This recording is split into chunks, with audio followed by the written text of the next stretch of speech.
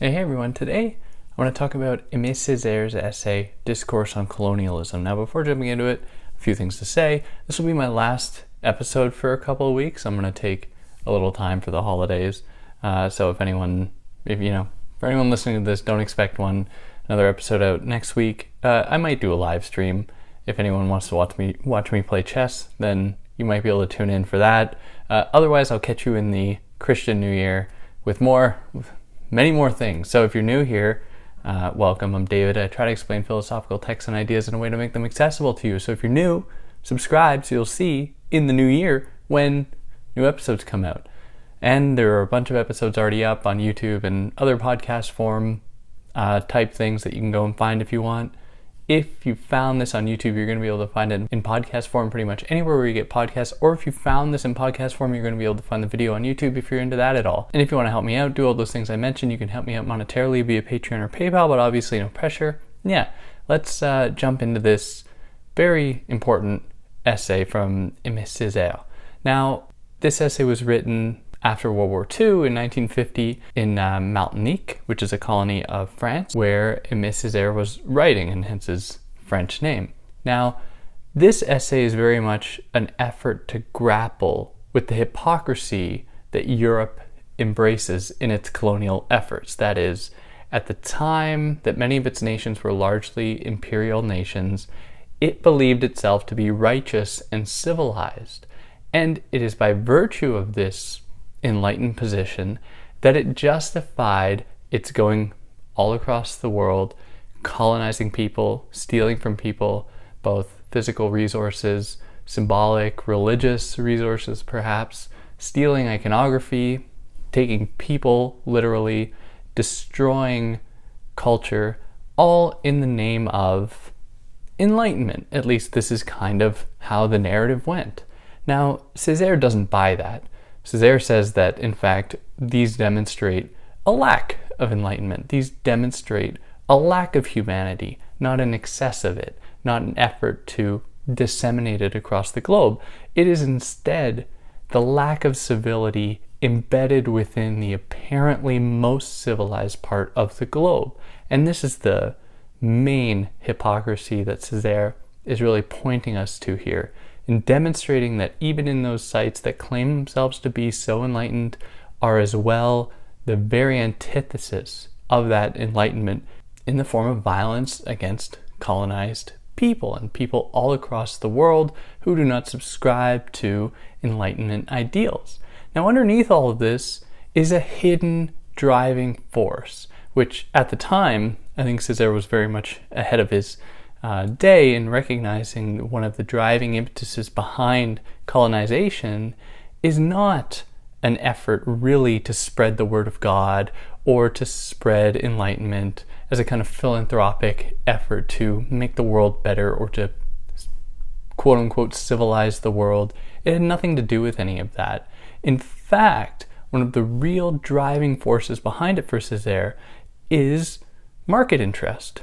The desire to open new markets for Europe, either by directly stealing resources from people or cutting through people's land, which could be sacred, it could be religious, it could have other social meaning. To Europe, none of that mattered. If the logic of capital can prevail, it will prevail over any other desire, any kind of other social institution, be it religious or historical or educational, what have you. Capital trumps all of that. Now, the timing of this essay is significant for many different reasons, but the fact that it comes right after World War II resonates very well with one of Césaire's overall arguments, and that is that within, as I believe I've already made clear, within European life that claims itself to be so enlightened, so superior to everybody else, lurks some very anti-enlightenment, anti-humanist elements. Now, he points to World War II, specifically Nazism, to demonstrate that, to say that Nazism is very much on the trajectory of European enlightenment.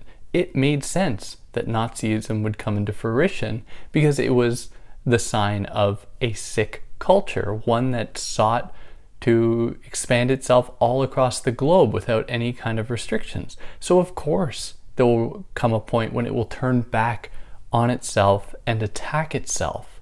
Now, it's important for me to problematize this slightly, because the targets of the Holocaust weren't just Europeans full scale. All Europeans suffered, obviously, no doubt. But of course, it was a targeted attack against Jewish people, against Roma people, against gay people, just to name a few.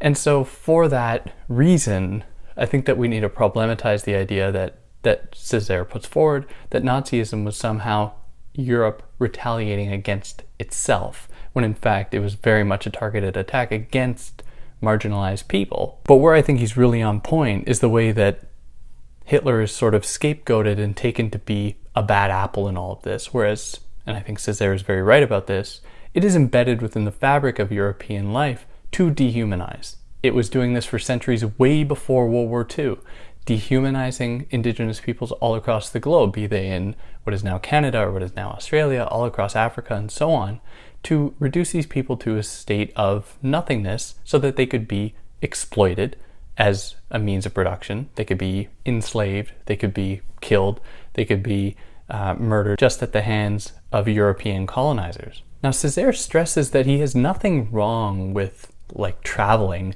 or visiting new places. In fact, he welcomes it and celebrates the meeting of cultures, because that's where you can learn things from one another, you can grow together. Whereas colonization, marked purely by exploitation, is not interested in getting to know people, to learn from other people. It is interested in taking from other people and learning that way, but learning albeit through exploitation, and using people and land for its own benefit without giving anything fair back to the people it took from. And then Europe whitewashes this past, it erases this history. So for example, many of the tenets that Europe holds close, including rationalism, different disciplines, including mathematics, astronomy, and so on, do not actually emerge from Europe. They come from India, they come from African countries, they come from Arabic-speaking countries that very much put these kernels in place that Europe could then appropriate and claim for its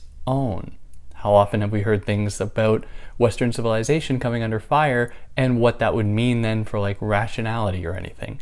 Of course, erasing the fact that Western civilization did not originate these ideas at all, nor definitely not their practice either. It captured these ideas and incarcerated them for its own use. So what happens to colonized people is a process of thingification, that is, as the translation puts it, the act of turning people into things, and in a lot of cases turning things into people, where things have more meaning than people, where colonizers are more prepared to fight for their commodities than they are for actual human beings. And these aren't the acts of just a few bad actors as I've laid out.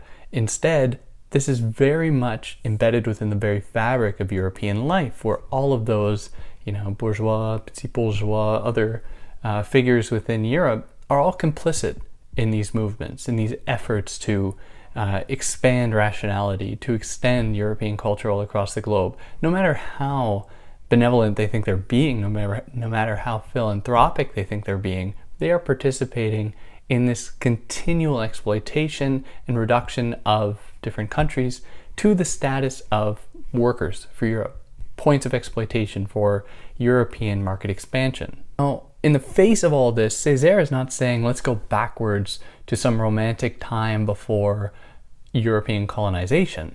Instead, in his words, almost verbatim, he wants to use the productive powers that have been developed to move forward, all the while retaining the ideas of an old fraternal warmth, pushing that as well into the future. Now, the insistence upon fraternalism is obviously concerning. Where do women figure into this whole framework, this revolutionary paradigm? I don't know. They seem to be forgotten. But in any case, the revolution that Césaire has in mind is undoubtedly a proletarian one, recognizing that all enslaved people, including all working people, share one fundamental thing in common, and that is the direct exploitation of their labor, their bodies, their free time, their lives. The exploitation of those things by a capitalist mode of production and machinery that is going to try to extract as much surplus value from those people than they are actually going to get back in return. Now, of course, there are varying degrees of this. Someone working in a factory making a decent salary is not living the same life as an enslaved person brought from West Africa to the United States, for example. Like, this comparison is very difficult to draw, but he still holds firm to the idea that the common guiding thread is this drive for profit, one that is going to bulldoze through anyone that gets in the way and is going to use anyone in any way that it can. And the necessity for this extends beyond the treatment of humans as well, where, of course, it will have deleterious effects upon the world, upon animals, upon landscapes, and so on. And really, Césaire is very much ahead of his time in pointing out these issues endemic to capitalist expansion, specifically against marginalized people all across the globe, which I think is pretty neat. And yeah, that pretty much covers it. He goes into detail presenting the words of various intellectuals, bourgeois figures who are essentially sympathetic and complicit in European expansion and exploitation of indigenous peoples all across the world.